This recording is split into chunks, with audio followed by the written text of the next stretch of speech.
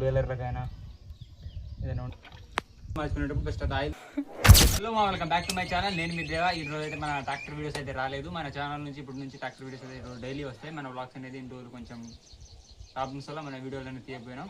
ఇప్పుడు నుంచి అయితే మన ఛానల్లో రోజు వీడియోస్ వస్తాయి. మన ఛానల్ సబ్స్క్రైబ్ చేసుకోకపోతే సబ్స్క్రైబ్ చేసుకోండి, లైక్ చేయండి, షేర్ చేయండి.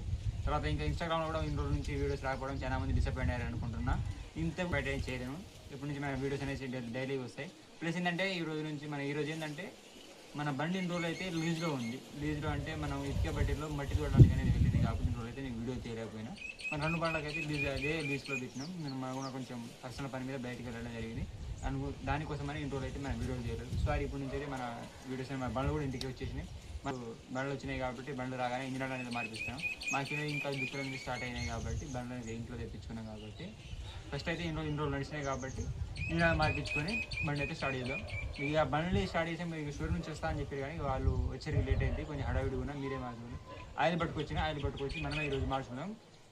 ఆయిల్ మారడం ఎలా, తర్వాత ప్లస్ ఏంటంటే ఎలా మార్చుకోవాలి ఆయిల్, ప్లస్ ఎన్ని గంటల్లో మార్చుకోవాలని చెప్పి మీకు డీటెయిల్గా ఎక్స్ప్లెయిన్ చేస్తే వీడియో చివరి వరకు చూడండి. ఈ వీడియో అనేది బాగుంటుంది, మీకే తెలుస్తుంది. కొత్తగా బండి తీసుకునే వాళ్ళకి ఉపయోగపడే వీడియో కాబట్టి ఒకవేళ షోరూమ్ మెకానిక్ వాళ్ళు రాకపోయినా మనం అనేది ఆయిల్ అనేది చేంజ్ చేసుకోవచ్చు. కాబట్టి మీరు ఒకసారి వీడియో చూసైనా మీరు సొంతంగా చేసుకునేటట్టు ఉంటుంది. కాబట్టి వీడియో చేసి లైక్ చేసి షేర్ చేయండి.